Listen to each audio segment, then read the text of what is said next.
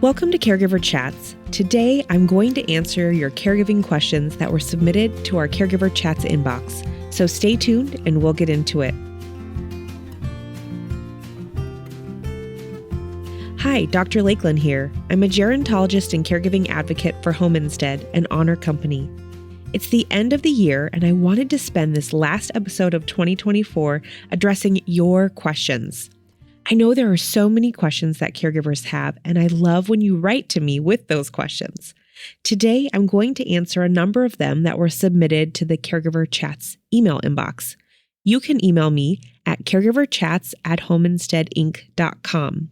That's caregiverchats@homeinsteadinc.com. Again, I love to hear from you.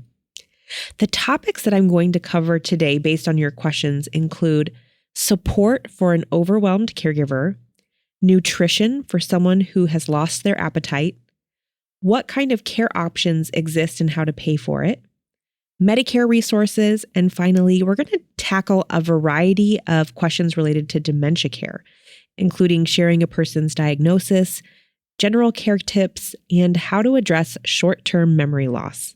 We have a lot to cover, so let's dive in.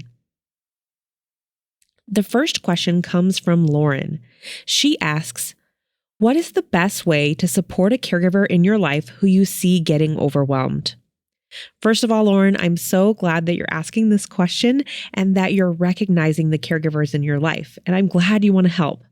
So first, what you can do is ask how they're doing and really listen. So often people ask about the care recipient, the person that's getting the care from the caregiver, but they don't ask about the caregiver themselves. So be sure to really ask how they're doing and listen to what they have to say. Sometimes that listening ear is just what they need. But then you can also consider ways to help in kind of two different varieties. The first, you could offer to help with the direct care of the care recipient, that person they're caring for, and that helps to give the caregiver a break. But the second way you could offer to help is to do something for the caregiver themselves that would take a task off of their plate or would just be something really special and uplifting. And even if you ask to help them and they say no, don't get discouraged and don't stop asking. Keep checking in, keep offering your support. And even simple things like bringing a meal, offering to get them groceries, or sitting with their loved one while they get out of the house for an hour, those things can be a huge help. So Lauren, again, thank you so much for asking that question and for your desire to support the caregiver in your life. The next question we had was in regards to nutrition, and it was from Nancy. Nancy asks, how can a caregiver help their loved one eat when they have no appetite or potentially decreased sensory of taste? Well, Nancy, a decline in a person's sense of taste as we age, it's actually common.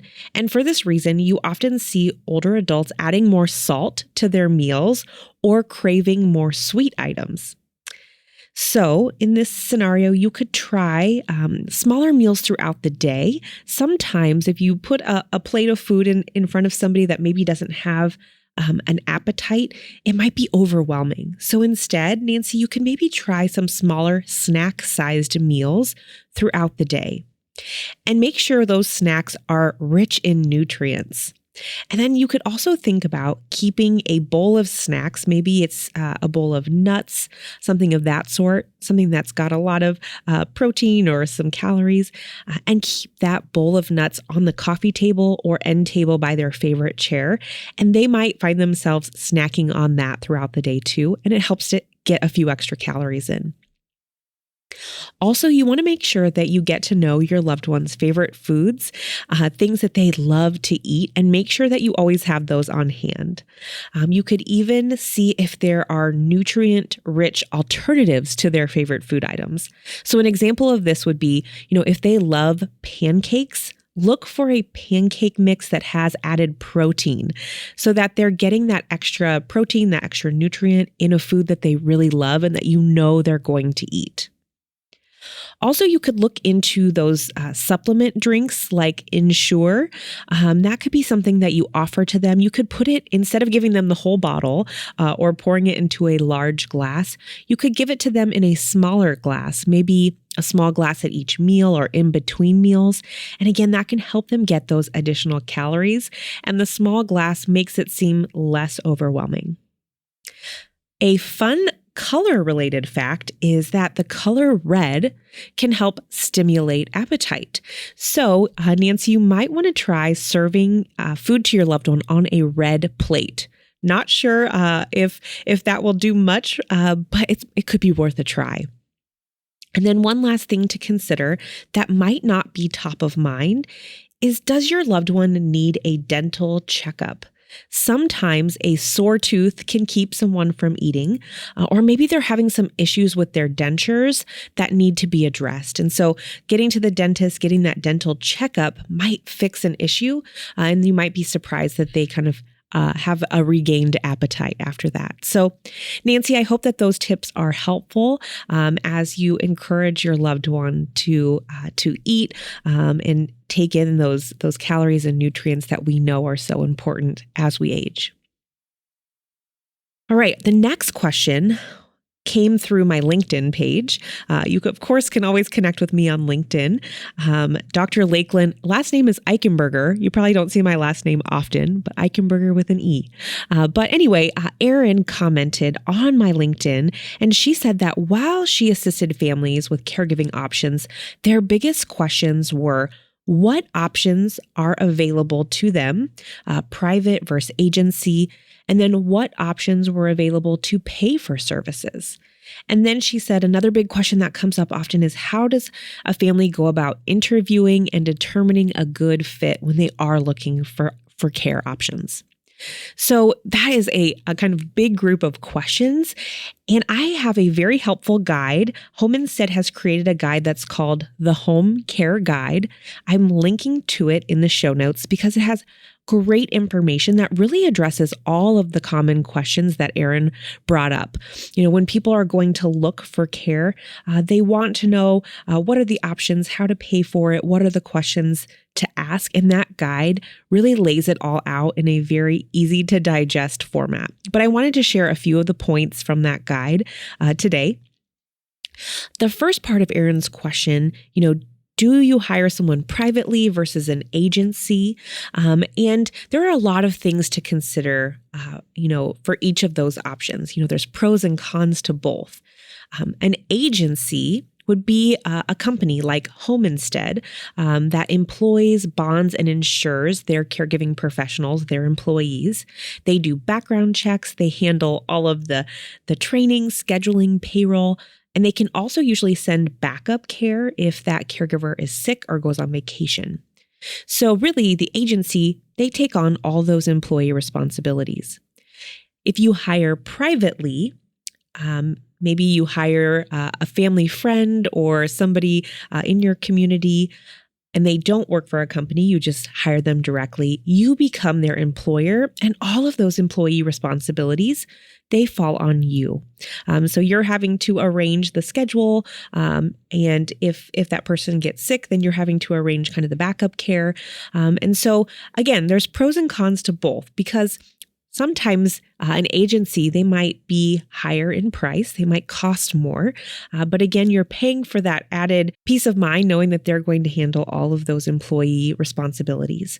Whereas hiring privately might be less expensive, it might be a better fit for your budget. So those are some things you have to take into account, you have to think about, and really assess what's going to be best for us in our situation.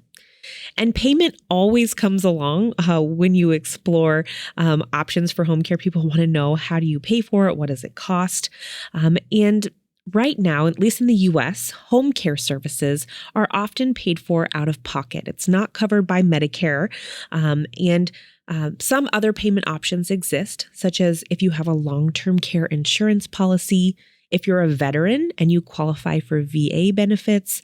I actually go in depth on VA benefits in episode 35 of Caregiver Chat, so you can go back and check that out. So you can kind of discover what payment options are available. And sometimes families find that they kind of puzzle piece together a few payment options to cover the cost. Part of Erin's question was around the questions to ask when you're hiring, whether you're hiring privately or through an agency. In that home care guide, there is a list. I'm talking 2 pages of great questions to ask. So I kind of want to summarize a few of the key topics that you really want to ask about when you're hiring for home care. So you want to ask about, training and background checks. Whether they work for an agency, you can ask what training do they provide. If you're hiring privately, you can ask, what kind of training have you gone through? Do you have any sort of certifications? Also, ask about scheduling. How does that work? Are there certain kind of minimums per day, week, or month? Also, ask about a contract. Is there any sort of contract or fees associated with it?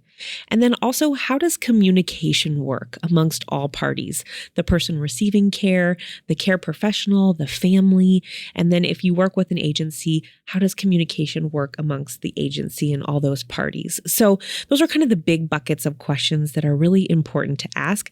But again, I hope you check out that guide in the show notes. I also did an episode all about home care, episode 17.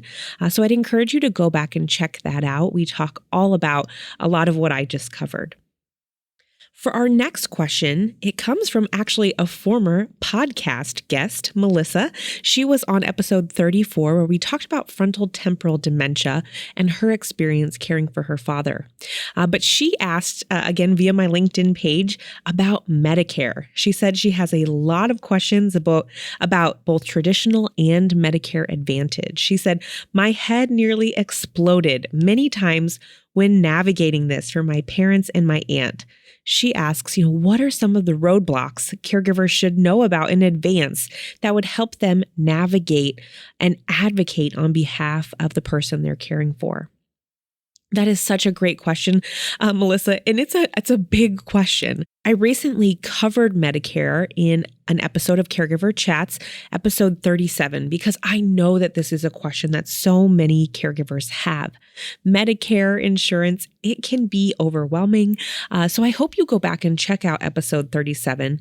We also did a video version, and you can find that on our YouTube page, because my guest, Kristen, shared some really helpful slides that visually walk you through the difference between traditional Medicare and Medicare Advantage. And I think the most helpful slide that she shared, it was at the 37-minute mark of the video that's out there on YouTube. She talks about the 2 coverage options for Medicare and what parts of Medicare you need to have in place if you want to go with traditional Medicare versus Medicare Advantage. So I really just liked the way she visually laid that out. So I hope that episode is really helpful for Melissa.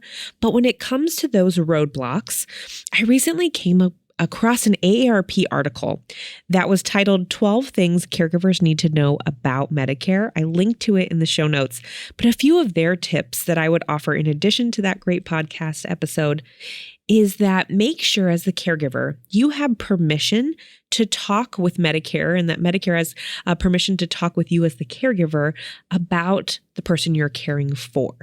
There's actually an authorization form. It's linked in that AARP article that you can fill out that allows you as the caregiver to communicate with Medicare. That's going to break down a lot of barriers that you might come up against. So that's one roadblock you can tackle early on.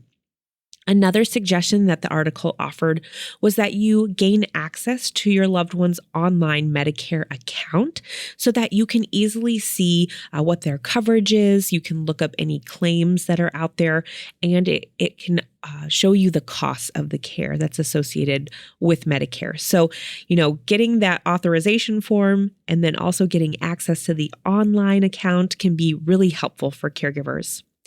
And then one other suggestion was that caregivers review a guide that's actually put out by Medicare. It's called Medicare and You, the Handbook.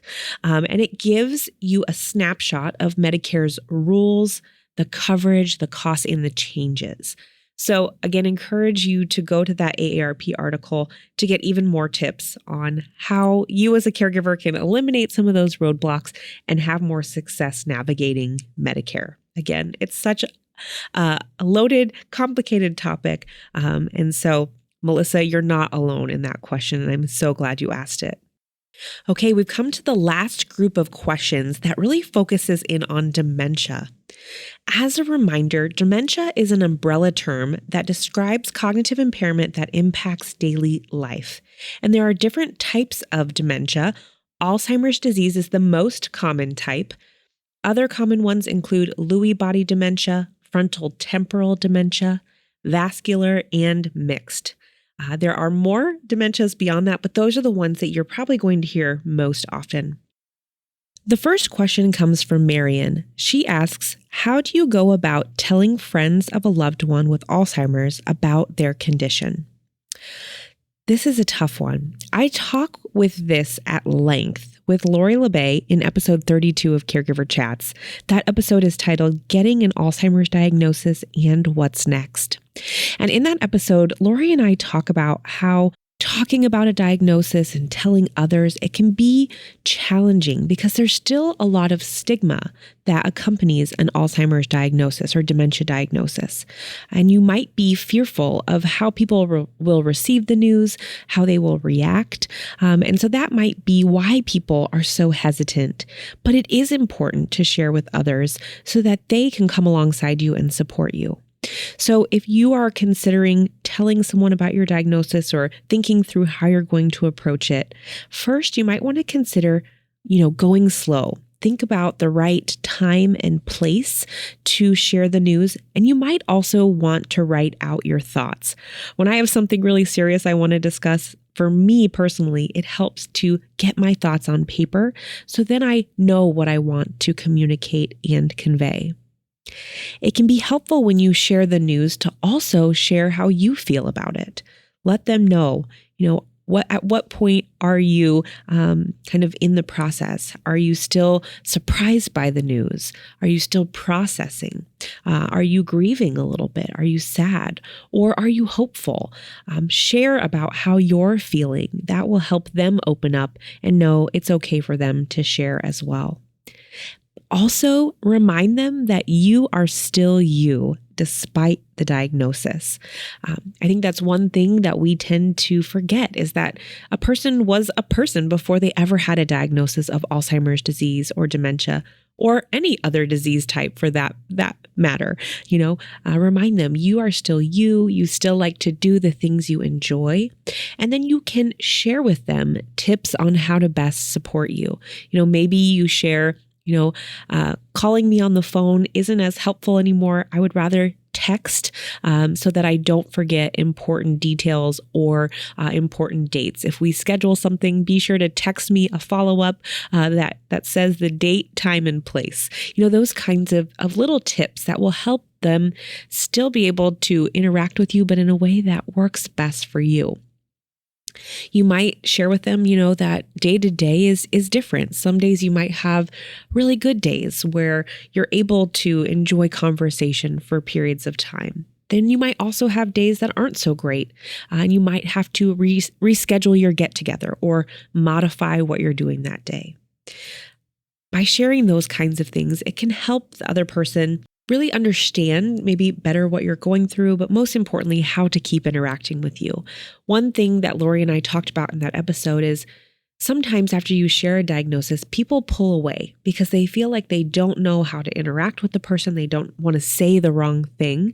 So if you're able to share with them the best ways to communicate with you, share that you still want to enjoy time with them, but maybe share ways that you can do that in a matter of ways that work best for you.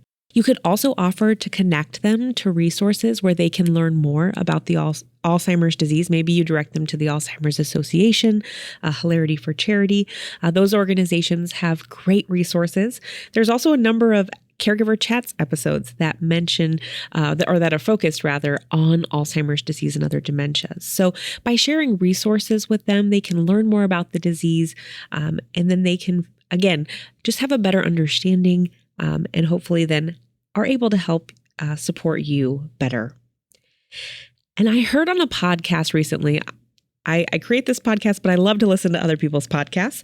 I heard somebody share, one of the most comforting things that someone said to her after she shared her diagnosis. That person said, "I'm so sorry this has happened to you, but I am here for you and I will be here for you through it all." Those were the most comforting words that she could ever hear from her friend after she told her. So again, whether you have a diagnosis and you're listening and you're wondering, how do I tell others?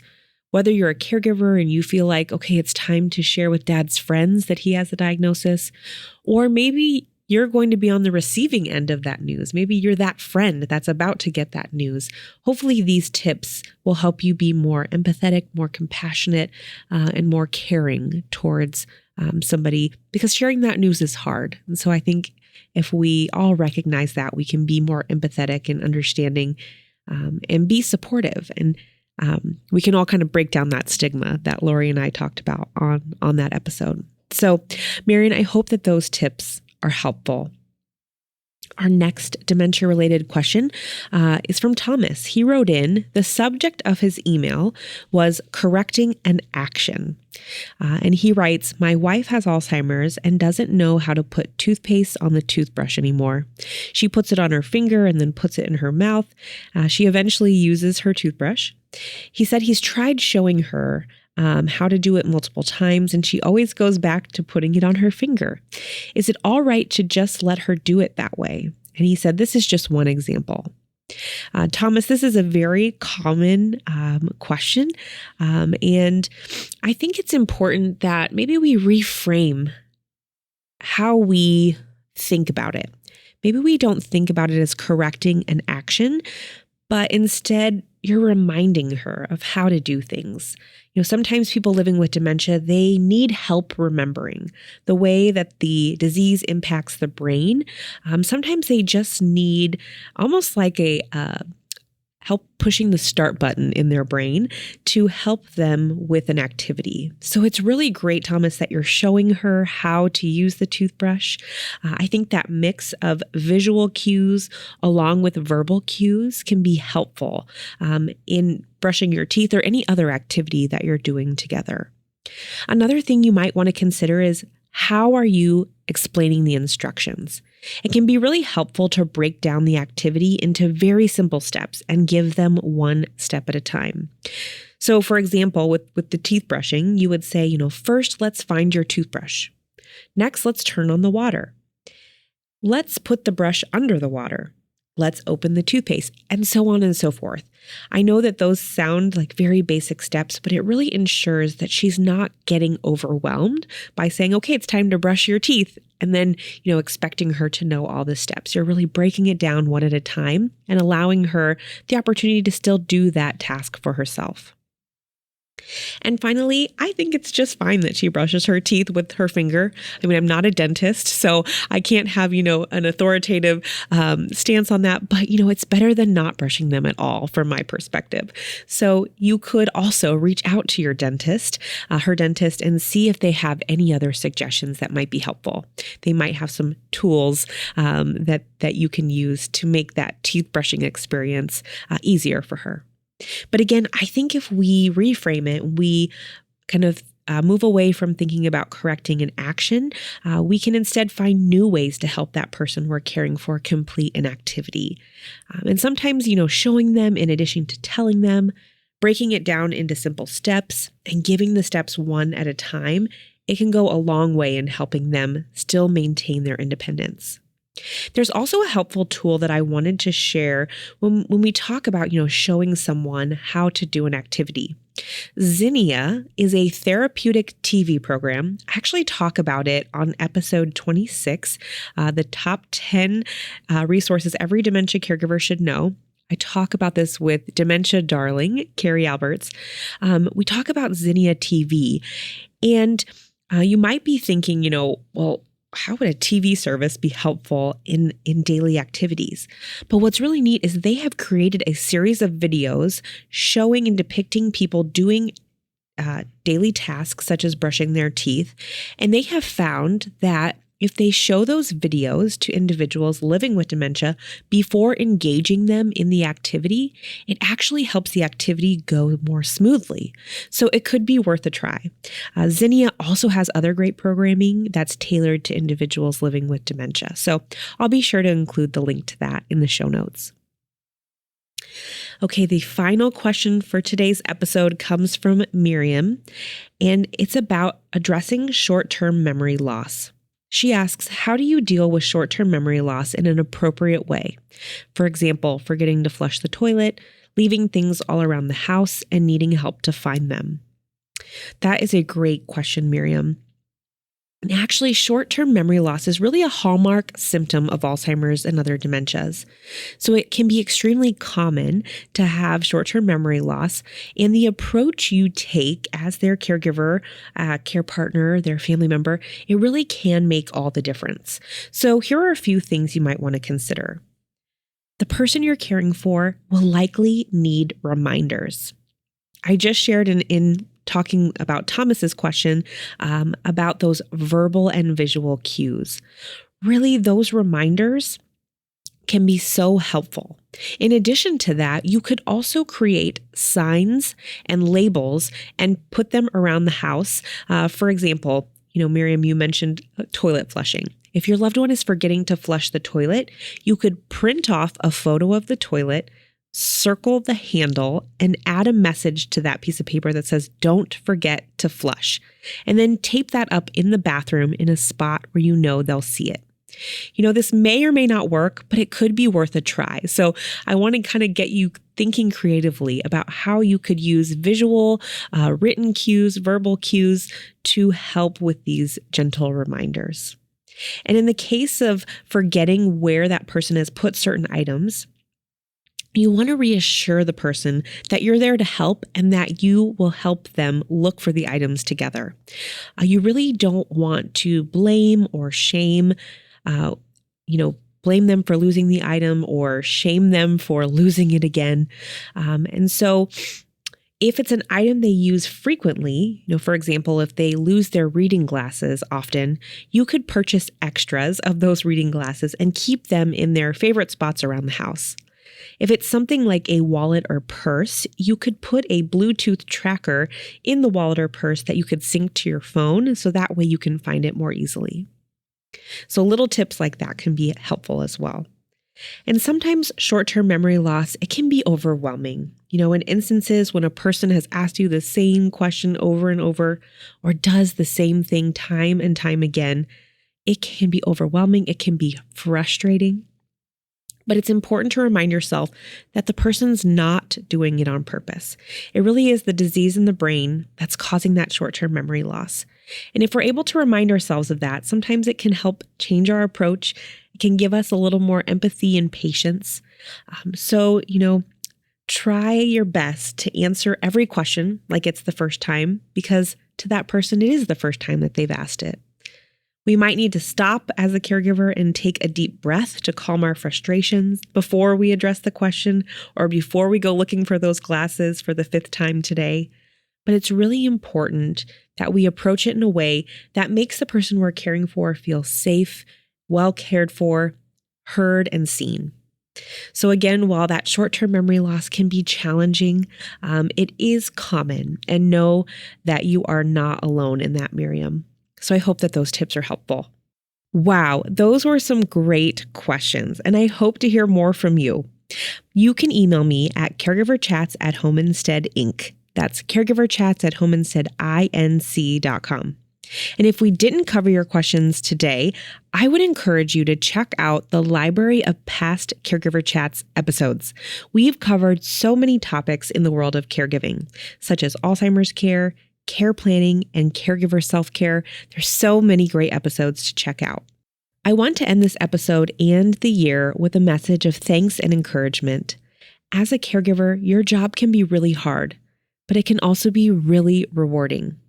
Know that the ups and downs are all part of the journey. Through it all, you're doing your best, and I want you to know how important your role is.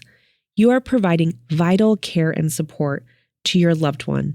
And in case no one has said it to you lately, I want to say thank you. Thank you for all that you do each and every day. You're showing up time and time again, and what you do matters. As you reflect on your year of 2024, don't just dwell on all of the hard things and all the things that went wrong. Also remind yourself of all that you have done. My hope for you is that as you look ahead to 2025 and the new year, that you give yourself some grace and compassion, the same compassion you extend to the person you're caring for. Because your well-being as a caregiver is just as important as the person you're caring for. Try to take some small moments for yourself. Maybe it's just 5 minutes of meditation or savoring a hot cup of tea next to the fireplace. Maybe it's going for a walk around the block or watching a classic comedy and letting yourself laugh. Those moments can help you keep going and help you keep caring. I am sending you all wishes of love, health, and joy as we head into the new year, and I'm so excited for all that Caregiver Chats has in store for 2025. So you don't miss anything, I would invite you to follow us on Facebook at Home Instead Inc. That's Home Instead INC. There you can find previews of upcoming episodes, caregiving tips, and more. The link to our social media sites and all of the links I've mentioned in today's episode are in the show notes. Thank you so much for listening, and please remember to take good care of yourself while you care for others. Caregiver Chats is brought to you by Home Instead. If you're looking for in-home care to support you on your caregiving journey, please visit homeinstead.com to learn more.